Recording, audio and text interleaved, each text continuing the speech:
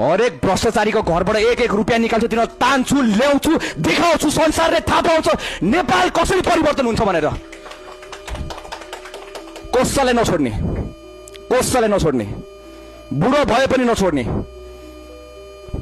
म कसैलाई छोड्दैन। यो तपाईहरुको मिडिया मार्फत म भन्न चाहन्छु कि म कसैलाई छोड्दिन, म एकजनालाई छोड्दिन।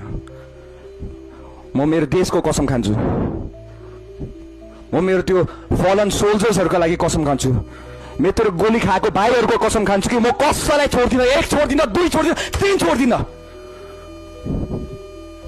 मेरो देशलाई लुट्ने नेताहरू जसरी तिमीले हरेक आमालाई दुःख दिएछौ, हरेक जनतालाई दुःख दिएछौ, कसैलाई छोड्दिन। यो हेक्का राख्नु, कहाँ भाग्नु छ भाग्नु, अहिले नै हो चान्स। खोजेर भन्छ झार्छौँ हामीले, नेपाली जनताले झार्छ। अब कसैले झार्दैन। तपाईहरु जहाँ जहाँ लुक्नुहुन्छ निकाल्छौँ हामी तपाईहरुलाई। यति दुःख पाछ हाम्रो नेपाल आमाले।